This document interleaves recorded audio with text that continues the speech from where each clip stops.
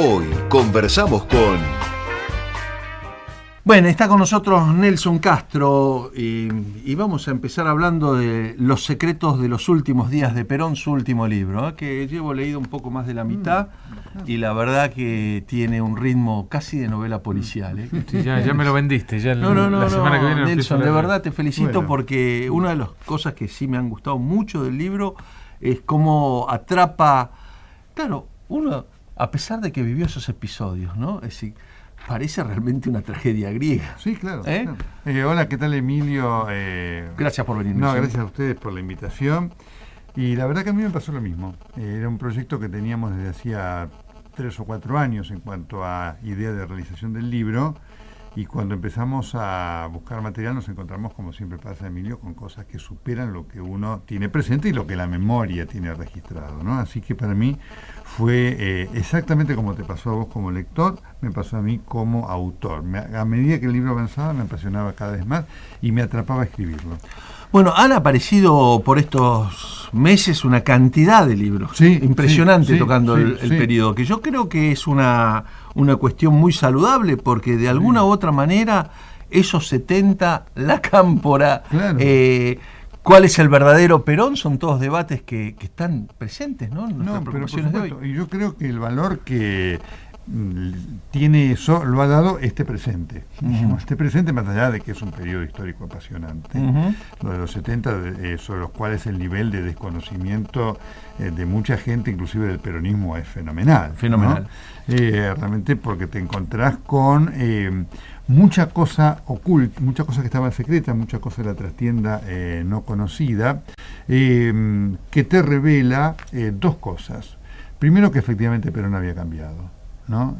Más allá de una actitud muy claramente diferente entre el Perón antes de llegar al gobierno y el Perón después, ¿no? Un Perón que se sirve de las organizaciones juveniles y que estimula todo ese accionar de montoneros, esto es clarísimo, indiscutible, y de alguien que cuando llega al gobierno dice, bueno, no, esto ya no.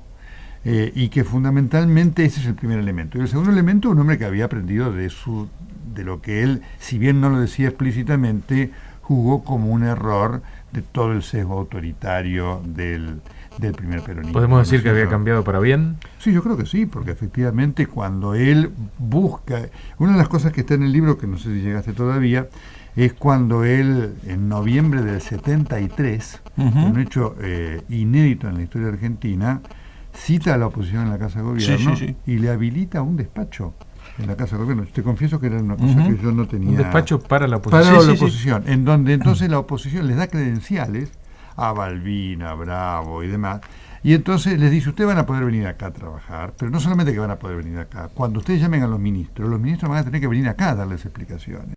Es un hecho realmente y qué difícil de creer que esto se puede hacer ahora, ¿no? Hoy parece algo quimérico, ¿no? 40 años después. La sensación de lo que yo llevo del libro y revisando, y lo que he revisado en estas épocas, primero, una de las sorpresas es lo desinformado que estaba Lanuse. Sí. Y lo mal asesorado que estaba bueno. Lanuse. Uno supone que había servicios de información. También es cierto que dentro de la Comisión de Asesoramiento Político estaba el almirante Macera, el entonces todavía ni siquiera el almirante, el ex almirante Macera, que le pasaba información a Perón, que lo traicionaba directamente, ¿no? Así que Lanuse no sabía que Perón recibía información desde adentro de las Fuerzas Armadas o dentro del gobierno militar. Y lo segundo era los enojos de Lanuse, cómo lo perdían en la situación, ¿no? Algunas cuestiones pasan a ser casi ridículas de los planteos de Lanuse, ¿no? Y Perón usó todo eso muy bien, me parece. Efectivamente. Una de las cosas, como siempre pasa con estos libros, Emilio, siempre después aparece gente que te va agregando cosas. Bueno, y ya tenemos varias cosas agregadas para yo te voy a mandar un par cuando así que me va a interesar mucho. Sí. Una de ellas es que una fuente importante que tenía conocimiento de lo que pasaba en Puerta de Hierro me mandó un mail diciéndome, mire, Armando Puente, el colega... Sí, claro. Me está dice, citado en varias partes. Citado, y eso no me lo había contado. Me dice, mire, olvidé contárselo. Esas cosas increíbles. Pasa, claro. Porque él habló con el asesor de Perón que iba con el embajador Rojas Silveira, y ellos creían que Perón tenía un cáncer. Ellos creían fuertemente, Lanuse creía que Perón tenía un cáncer, así que estaba absolutamente equivocado. El primer punto, ¿no es cierto? Y él apostaba a que, bueno, esa enfermedad le iba a ser imposible toda la exigencia del retorno y demás. Así que se equivocó de una manera pero fenomenal. seguramente inducido, porque le habrán vendido No, pescado pero por podrido. supuesto. Me da la idea de que sí. Por supuesto. Bueno, esas son las cosas que impresionan, ¿no? Es decir, cuánta operación, porque Claro, por supuesto. además Compró esto se la daba, operación. Así es. que eso es Bueno, un aspecto que hasta ahora no encontré en el libro y es la primer crítica sí, que te voy a decime. hacer. Que todo esto se da en un contexto fuerte de Guerra Fría, es decir, Ah, los cubanos interviniendo, los sí. americanos interviniendo, la Unión Soviética jugando su papel en Latinoamérica, es decir, todo esto no era ajeno a lo que sucedía No, en el claro, tablero latinoamericano. pero sabés ¿no? que nosotros quisimos precisamente enfocarnos en no hechos conjeturales, es decir, eso estaba presente, pero cuando empezamos a trabajar el libro y había varias cosas y me dijimos, no, mira, vamos a ir con los hechos y seguramente pues van a quedar muchas más cosas para analizar, para conocer. Qué sé yo, a mí me hubiera gustado mucho acceder a documentación de, por ejemplo, del Departamento de Estado, pero te encontrás con que eso todavía está clasificado. Todavía está Todavía clasificado, clasificado porque ahí son 50 años. Claro. Y Claro. tenemos 40. Ah. Así que ahí hay todo un mundo, efectivamente, lo que vos decís nosotros lo pensamos. Pero a la luz de lo que vos... Perdón, viste en el y libro- faltan archivos que no sé si se Por desclasificaron. supuesto. Lo de Cuba, ¿no? Por Porque supuesto. Cuba fue muy importante en Así todo es. eso. Pero como efectivamente ahí debe haber cosas también involucradas, nosotros eso lo pensamos y cuando hicimos una consulta nos dijeron no, tiene que esperar 50 años. Así que será para dentro de 10 años más cuando tengamos eso, porque efectivamente ahí va a ser muy interesante ver cómo, sobre todo los Estados Unidos, vivió lo de Perón. Fundamentalmente porque una de las cosas que nosotros mencionamos en el libro, que también estaba casi oculta, era toda la negociación que hubo para un encuentro Perón-Nixon, que estuvo muy a punto de hacerse y que se frustró por el episodio del edema agudo de pulmón que tuvo Perón en la noche del 20 al 21 de noviembre. De no haber sido por eso, que generó una restricción muy fuerte para que Perón viajara a Estados Unidos,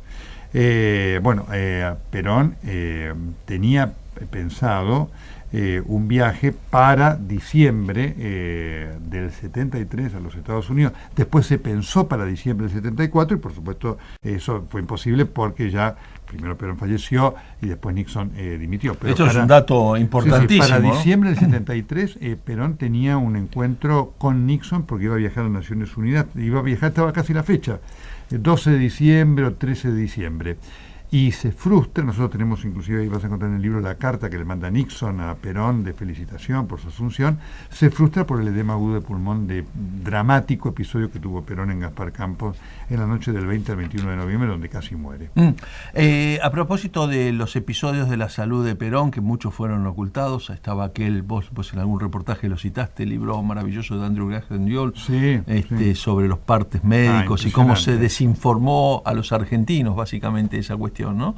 Me da la sensación de que Perón realmente no tenía la intención de asumir esa tercera presidencia, que los hechos lo fueron empujando. No sé cuál es tu opinión. Bueno, ahí también... Hay como una duda, ¿no? por De a ratos supuesto. parece que no Sí, y de a pero ratos parece que sí.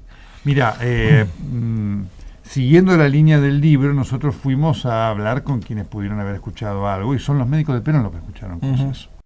¿No? Dos de ellos con quienes hablamos, Ceará y Cosio Hijo, que fueron médicos durante mucho tiempo y tuvieron como tal acceso a las conversaciones que son únicas, que sean entre médico y paciente, ¿no es cierto? Además porque Perón tenía una natural afinidad hacia lo médico y una especial consideración. Y ahí entonces Ceará nos cuenta, también ahí está, cuando en un momento le dice, mire, dice, yo no quería ser presidente, pero esto me pasó por hacerle caso a Evita, que siempre me decía que no iba a encontrar más persona más leal sobre la tierra que Cámpora. Y mire la chambonada que me mandé. Por lo cual tengo que asumir la presidencia. Y Puente también nos dice lo mismo, que Perón pensaba en ese momento en un cargo a nivel internacional. Una de las aspiraciones de Perón era ser el secretario general de la Organización de los Países No Alineados. Pero la verdad que después lo que se ve es una decisión muy fuerte de él de hacerse cargo de la presidencia de una manera muy manifiesta, ¿no es Lo que cierto? pasa es que hay un enojo creciente entre el 11 de mayo y el 20 de junio, ¿no?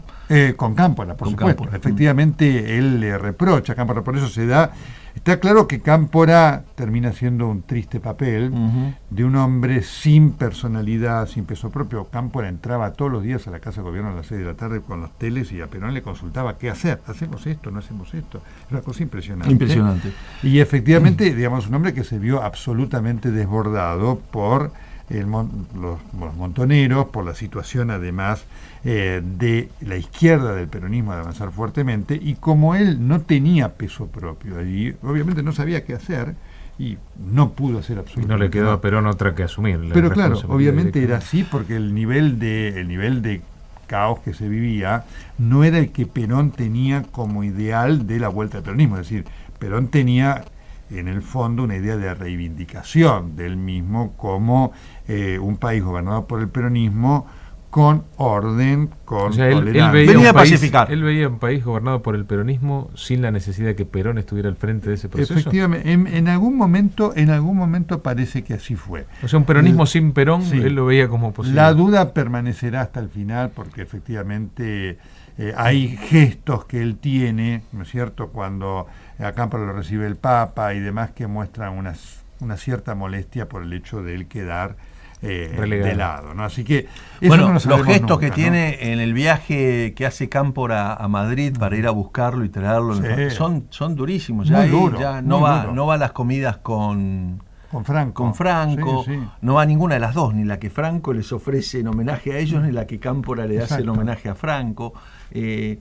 Ahí hay muchas cuestiones, pero básicamente yo creo que parte del enredo es Perón hasta el 11 de marzo usó todo lo que podía usar. A la izquierda, a la derecha, Claro. a la Juventud Maravillosa. Sí. Ahora, a partir del momento que el proceso empieza a ser constitucional, él dice, cambió la cosa. Y creo que fue Julio Bárbaro el que una vez nos dijo acá, cuando él presentaba su libro, precisamente, una discusión que él había tenido con los muchachos de la tendencia, y no sé si con Rigui, precisamente en el 73, a raíz de los episodios del 25 de mayo, que él le decía, pero no tenemos la policía, decía Rigui. Y Bárbaro le decía, pero la policía ahora somos nosotros, el Estado, el gobierno somos nosotros. Es decir, había que hacer ese a los clic. jóvenes Sí. no hicieron ese clic. Ese es el clic que no hicieron. Vamos a hacer una breve pausa y seguir conversando un poquito más. Yo tengo más temas de los secretos de los últimos días de Perón, pero también un poquito de actualidad con Nelson Castro. Es que tiene tanto que ver con la actualidad. Sí.